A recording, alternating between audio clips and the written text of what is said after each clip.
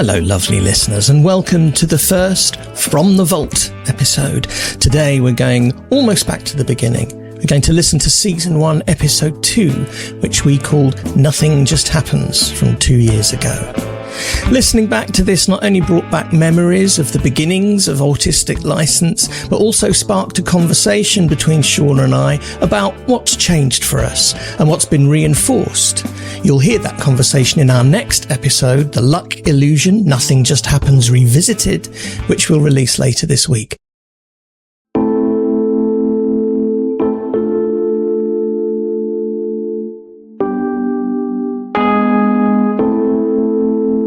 Welcome to the Autistic License podcast. I'm Shauna and I'm in Carrickfergus in Northern Ireland. And I'm Leo in London. We invite you to listen in on our conversations as we get to know one another and experiment with unmasking in an autistic space.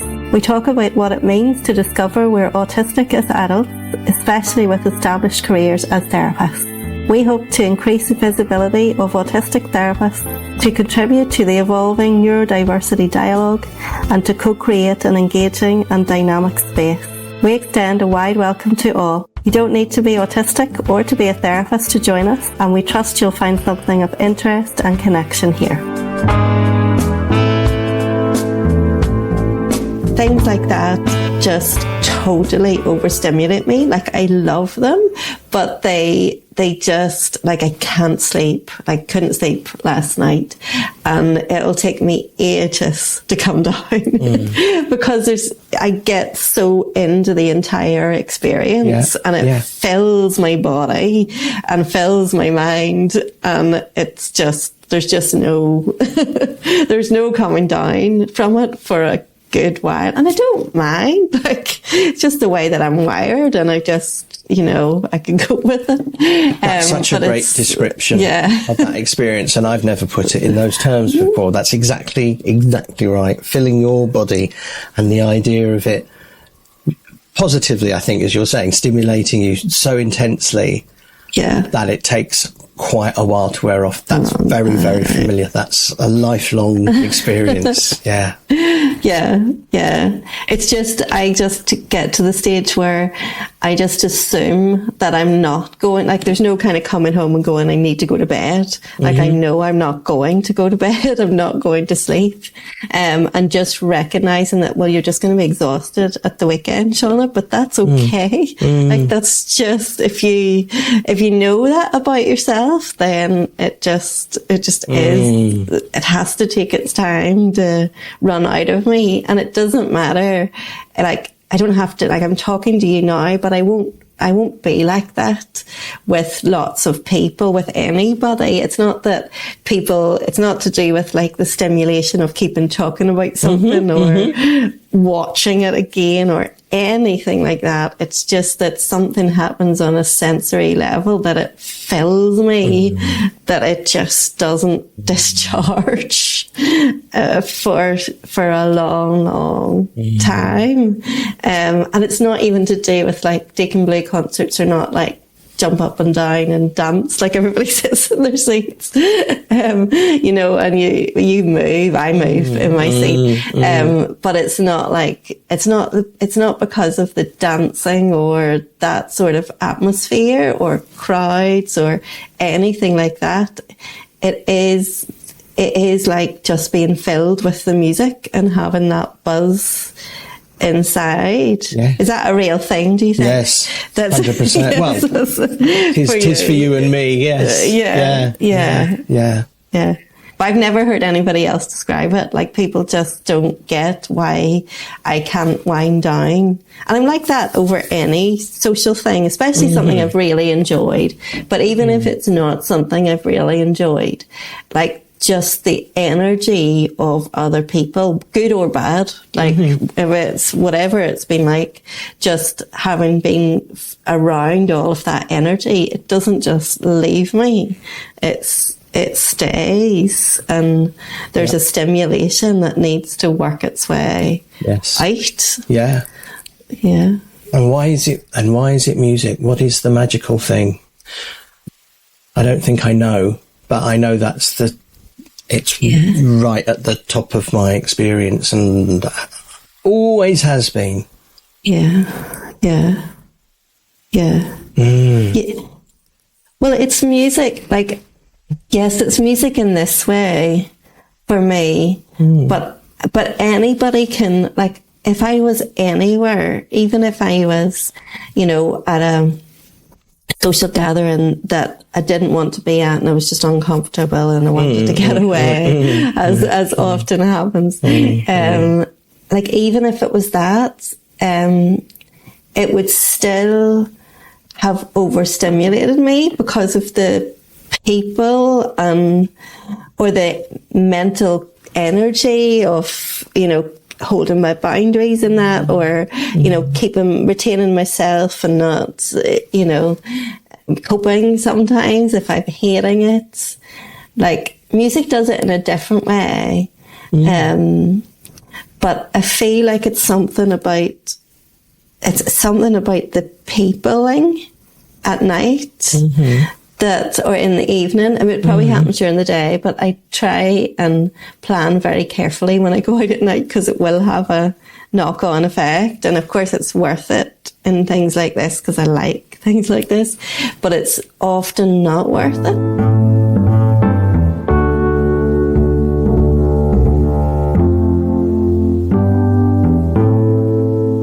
The whole thing about energy we know is a really big deal, and there's a big difference. When you talked about being in a social situation that was actually uncomfortable and that you didn't want to be in, my experience, my playback of that is that I will be exhausted.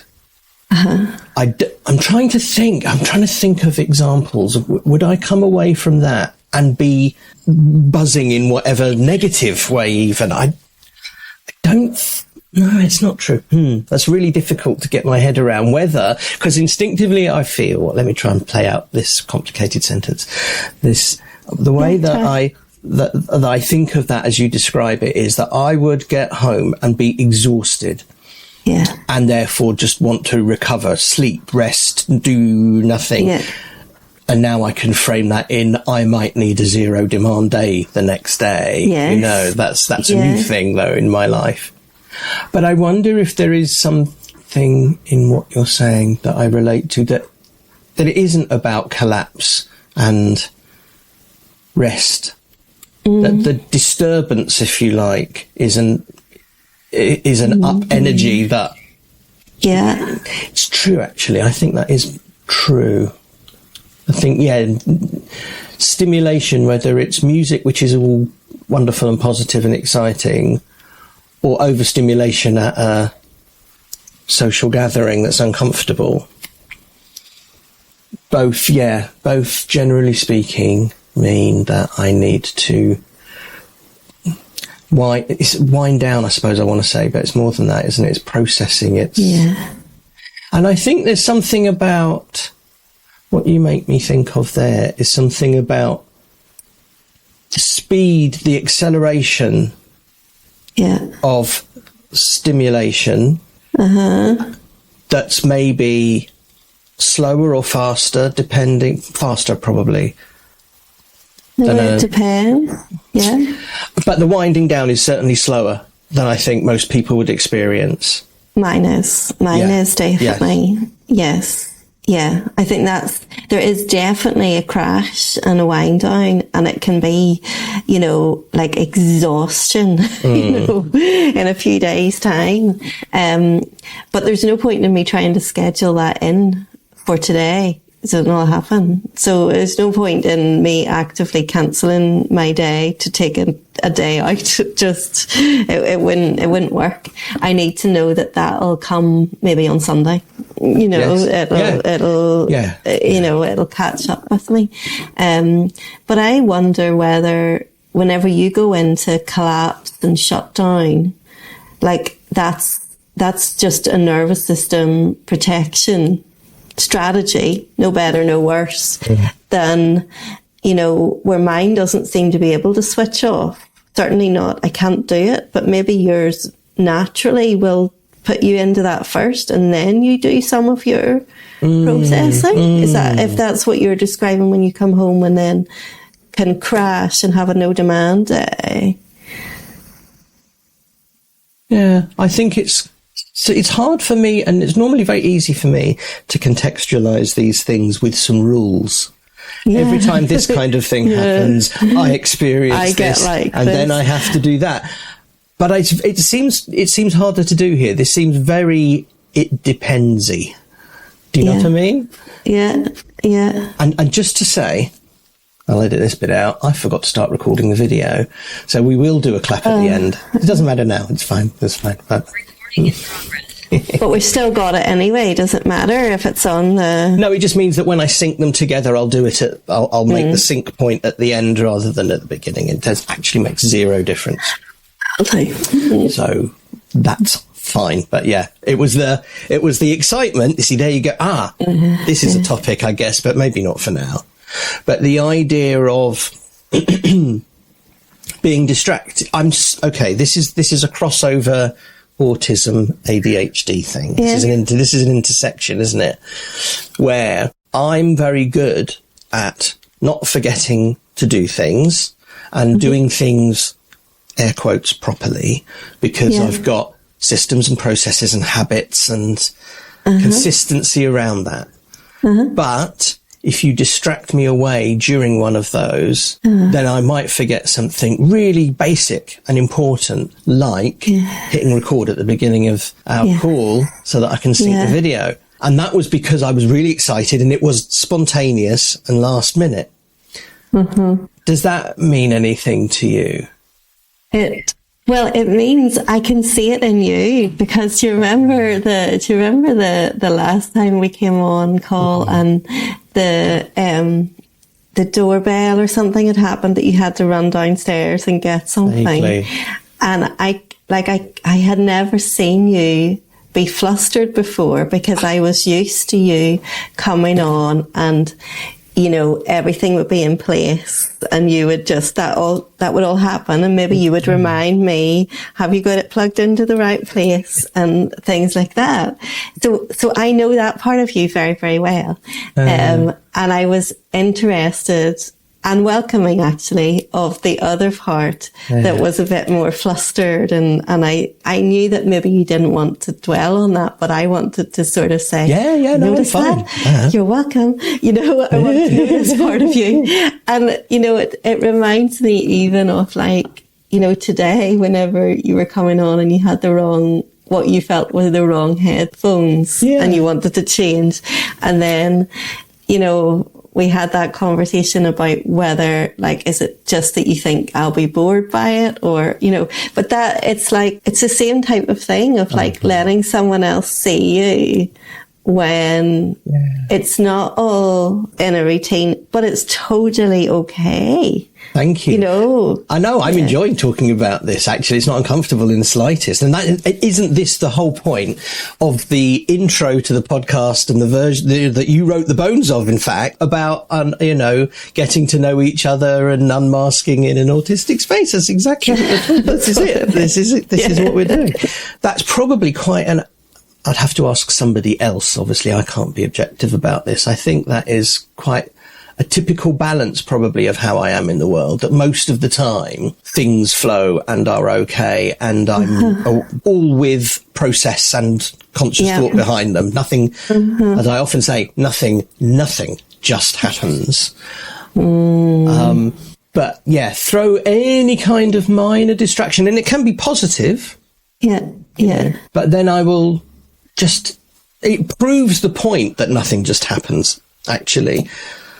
And maybe I don't know if that means anything to anybody, the nothing just happens thing, in that, you know, kind of every action and every reaction has some kind of either conscious effort or habit built into it or process around it.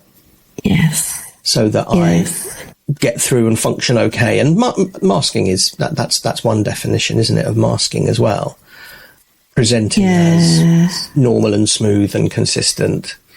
And yet it could get lumped in with masking, and yet it's actually like a self-regulation thing as well. Like, whenever you describe it, it's not just about how you come across to me or to the other and anybody else, you know, just using me as an example. But it's not completely to do with that. It's also how you make yourself comfortable. Like, so you want the certain headphones on because then you wouldn't be distracted by a lead or something like that, or you wouldn't be thinking, I wish I had taken the time to do that. So there's other aspects to it as well that maybe people looking on could see as masking and almost then lump it into that. And I think that's in general what I feel sometimes about masking. It's the wrong word.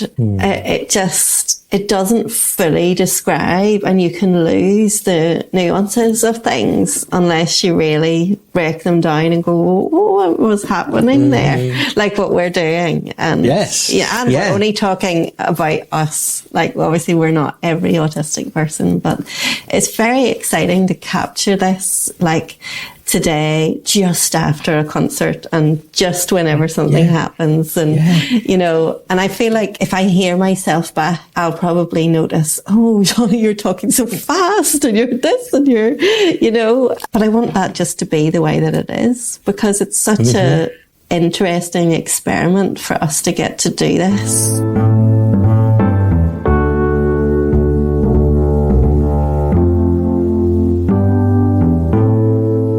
That is where I suppose, let's assume just for conversation and terminology that we are both AuDHD. Okay. We kind of talk in those terms. We're getting there. That's what I mean. We're getting there. Yes. What it feels like to me, and here's the radio and the DJ and the sound mixing kind of thing, the faders get swapped a little bit for us both in this situation. So for me, the autism track is turned up. And I'm uncomfortable if I don't feel prepared by the right things. But, you know, I do have my spontaneity, my ADHD and my plan B thing that I can grab whatever's to hand and make do, but I don't have the same level of comfort that you do with doing that. In fact, it sounds like for you, that's almost a preference.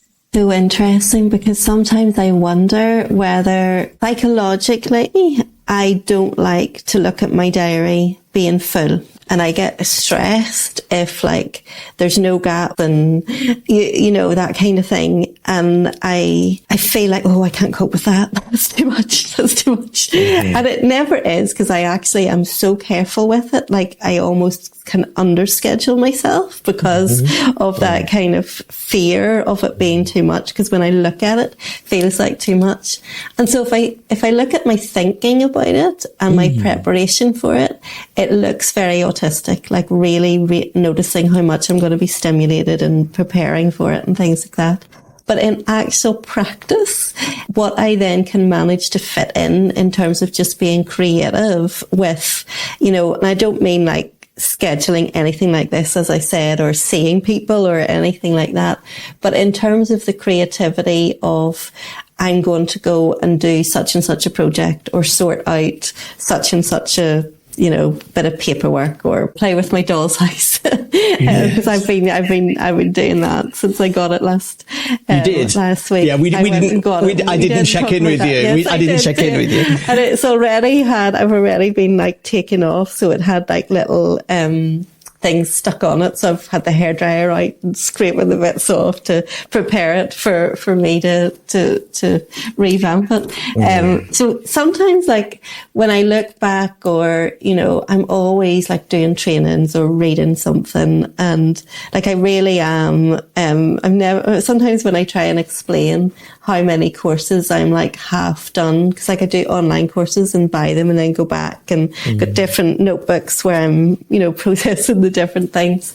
And sometimes if I was to try and look at that, I think like I actually pack quite a bit in, but it doesn't look like it from my diary, because I keep my diary very, like, there is spaces in it and not very full because it stresses me. But there is those maybe more spontaneous aspects that I don't I don't count as me. If anybody asks me what do I do and how do I live my life, I'd say, oh, it's very slow. You know, I don't see very many clients compared to a lot of people. And, you know, I don't have big aims of what I need to achieve, because I don't, like in terms of lists or anything like that.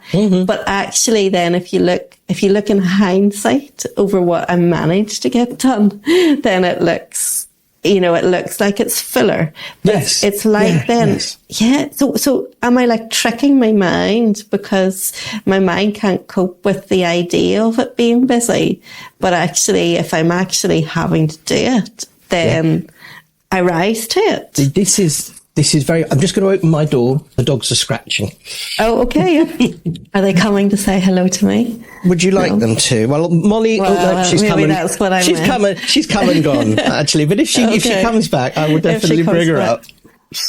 So, what was I? Now, see, there you go. Prime example. Had a really cohesive, coherent thought that I was going to express just then.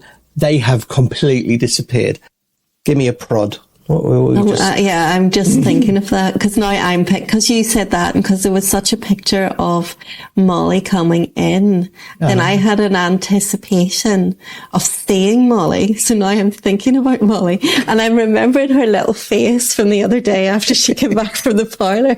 Okay, let's sort this out. This needs to be resolved. There she is. Come here, my darling. There we go. Hello, beautiful. Perfect example.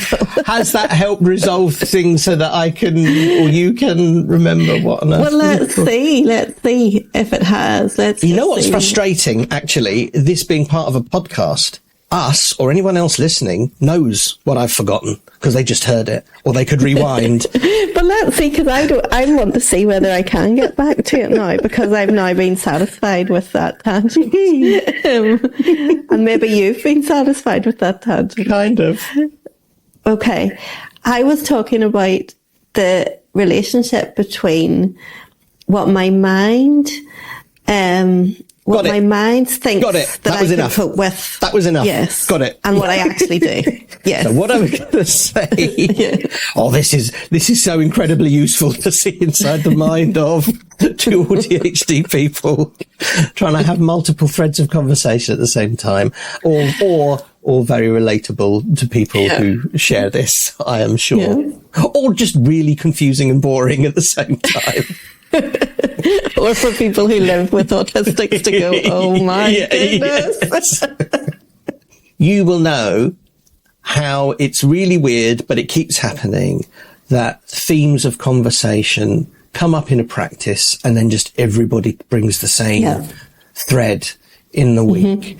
And there's and that's just happened here, because what you're talking about, and I have been talking about how this is one of the rare things that seems to affect ADHD brains and autistic brains in a similar way, is the having the list. That's a very autistic thing, we know. It's in the stereotype, is to make a list of all the things and to get them visually ordered as well. And ADHD, very visual, very often. But there is a shared, I think, overwhelm of things to do, even though there's comfort in knowing what they are and having an order. Yeah.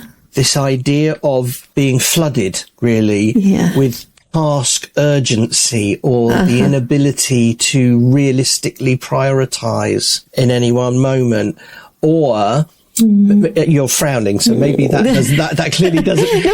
No, keep talking. Let whatever passes through my face. I will, but I like also noticing it. Is that the overwhelm could be the amount of stuff to do, but more often what seems to be a common experience is, if I do this thing, whatever it is I have decided to do, then I won't be doing all of the other things, and that is paralyzing very often. And so what seems to be a really helpful and very obvious strategy, but it doesn't occur until very recently with me, is one thing at a time. And I don't mean doing one thing at a time. I mean only even being presented with and being able to think about one thing at a time. And it's hard, sometimes impossible, because if there is a list, you know it's there. Yeah. Yes. But I've said this before, I'm sure I've said this to you, you know, if somebody comes to me and says, oh, would you possibly be able to help with this and then do this and then we'll do this? I'm immediately flooded and I have to say, okay, you need to just give me the thing that you need now. I'll do it and then tell me about the next thing, which is weird because my previous career was a project manager. And so that was my entire job, was holding every task, reprioritizing and mapping them out for people. But maybe it's for people. Yes, maybe. That's the thing. It wasn't for me.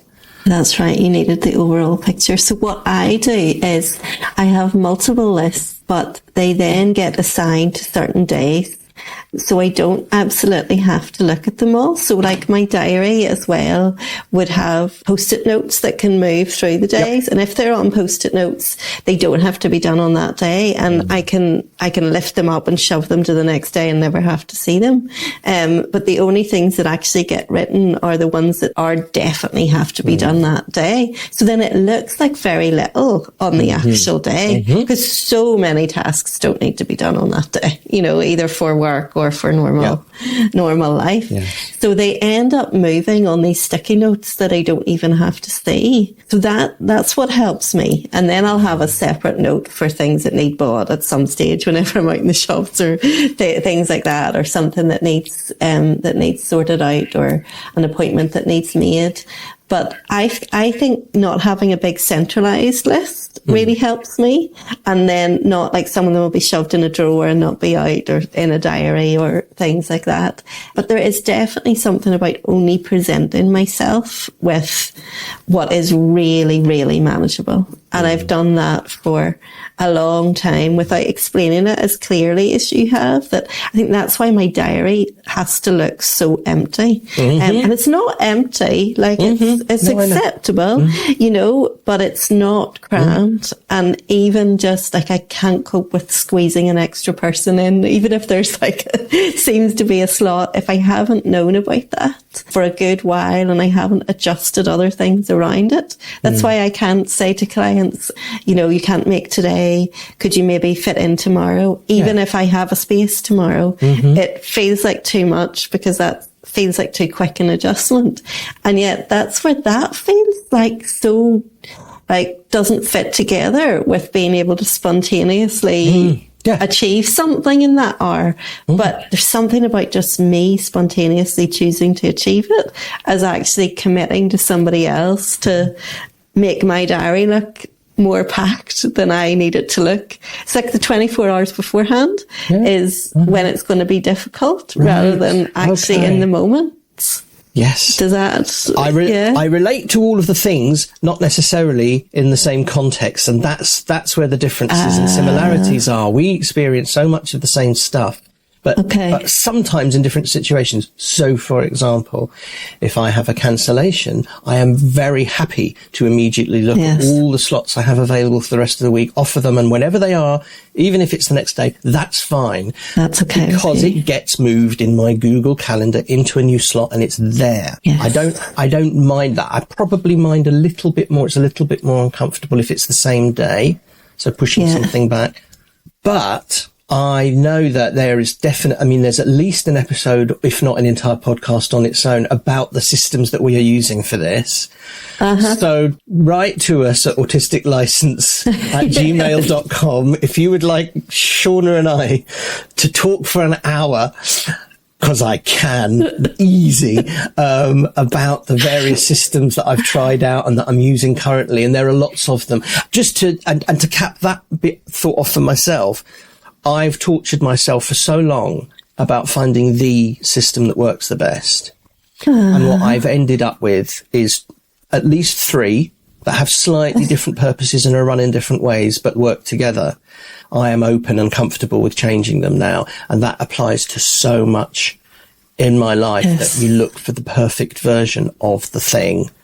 And the feeling of dissatisfaction and discomfort. And that could be something material. It could be a gadget, a piece of tech, or it could be a system or a process or a habit or a lifestyle thing about exercise. It could be any of those things.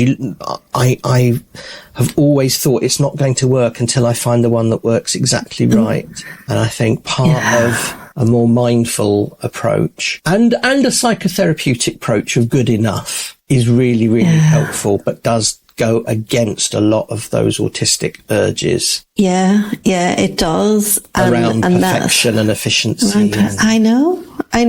It's all these things that you know about yourself and you don't know about yourself, and how I think I am, and what I think would be too much for me, and how organised on one level I experience myself as, but yet I don't do the systems. I just don't. Like, whenever you describe all that, like, I don't have systems. I'm scrappy paper, it's just not anything that I do. Well, I feel a bit of a challenge there, because you described quite a consistent, clear system of being able to move Post-it notes out of visibility and organising what's visible into something that's quite consistently comfortable. No, you're right. There is a system, but it's not anything that I have ever described before, actually, to anyone. And it would feel like it's a kind of a that'll do system, rather than almost like waiting until I might have the time to dream up. Sometimes I think even about the way I run my practice, and I think some stage I maybe need to work with a coach, or I maybe need to find someone who'll help me be more efficient, to do these things, because there's something that seems to work okay, that seems to keep me happy and not stressed. Yeah.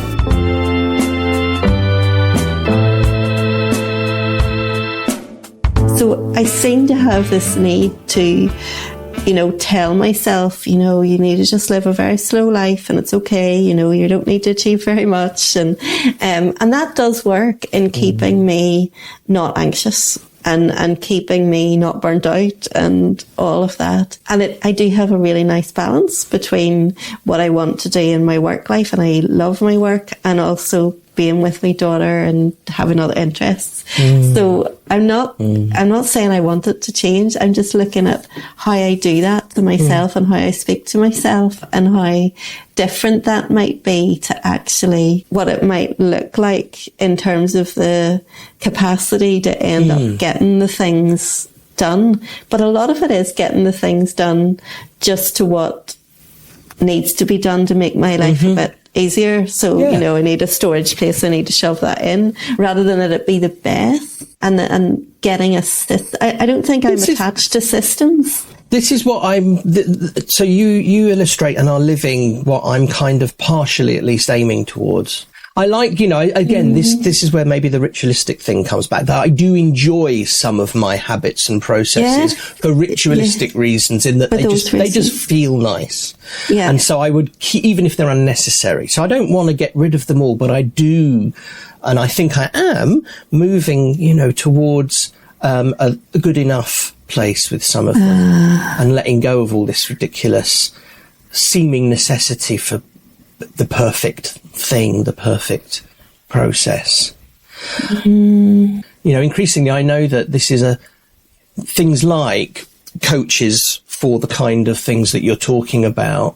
You don't know what you don't know, so somebody else can come in and cast an eye and go, actually, this might be more comfortable or better for you. Yes. Or the concept of like virtual assistants. More and more people, particularly neurodivergent people, are employing services like that to manage, including therapists, lots of therapists actually, to manage diaries or payments or contacts, those kinds of things, because that's a totally valid thing to do. It's such a disparate set of skills that we're expected to have, and it would be weird if we had all of them. Yes. So the idea of letting go of some of the shame or even internalized ableism that we should be able to do all of these things and actually outsource some of them or get some help and advice. Yeah. And what I wondered, I guess we have to wrap up in a minute, but what I was wondering when you were describing getting somebody in to help you with some of that, maybe, do you think you could do that for somebody else? Actually, I don't think I could. I think I would be too muddled with all the other factors that come into play. I feel like I would need a separate person actually to do that. And as you're kind of bringing that to my attention again, like I think, you know, I actually really want to look into maybe getting, you know, that kind of support for myself, to really look at my systems and see if there's a better way. You know, I don't mind doing that stuff, but I feel like it probably takes more spoons than I admit. And there's definitely internalized ableism in there for sure. I think there's probably threads to this, isn't there? There's another conversation around feeling like, when am I going to grow up and be an adult and start making proper money? Yeah. You know, so it's that kind of thing. Again, can I just enjoy my life? Yes, they're very familiar. You know? And annoyingly, I know, and this is a boast, but I am good at all of those things. So I actually I don't have that, you know, frustration of not enjoying. I do enjoy and have lots of nice systems that work very well for my admin and for my contact. Yes. I enjoy all of that. And therefore, I'd probably do a fair job at helping other people out with it, but it's not something that interests me. I like relational work.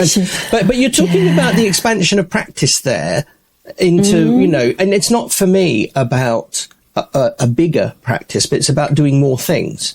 And this is one of them. You and me talking like this is part of that. Starting a group, that's another one. Yeah. Doing talks, writing, you know, all of the things that we are touching on at the moment. That then stimulates the need for variety that, you know, the need for variety is a thing. The ADHD bit will craves and needs to be satisfied with.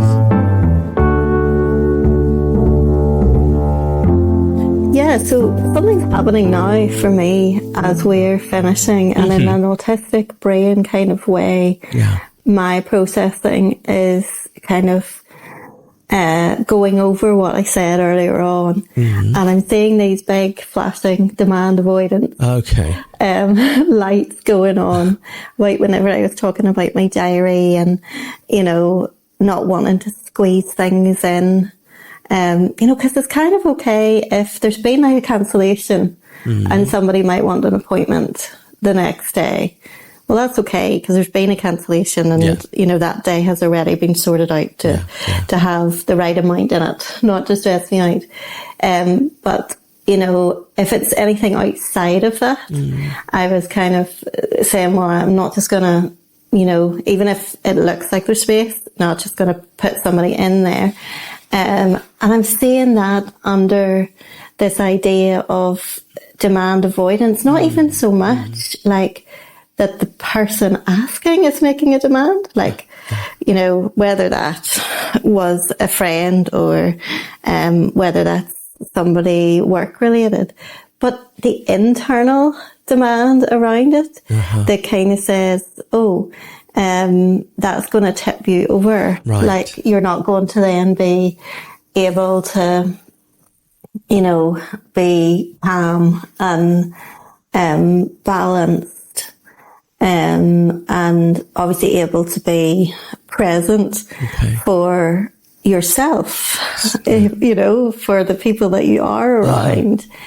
It's going to be too much. But that's an internal moderator that relates to my sense of the demand being too much for me. So anyway, I don't know if that made sense, but I suppose I'm saying it just because of that experience of where there can be different sort of roads travelling at once. I understand, you know, they kind of are sometimes seem to be what some people would say is delayed processing, but actually it's because so much has gone on and it's like not wanting to miss something, so it sort of, you know, doesn't come through until a little bit later on. Even if it, you know, it might seem slow, but actually it's thorough. Yes.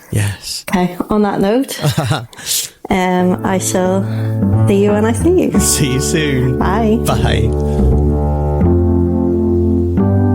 Bye. Thank you for listening to the Autistic License podcast. We're very open to feedback and suggestions for future topics. And you can connect with us via Instagram, Facebook, at autisticlicense.com, or by email at autisticlicense@gmail.com. We spell license the British way, LICENCE. If you're interested in therapy with an autistic counsellor, you can visit thrivingautistic.org.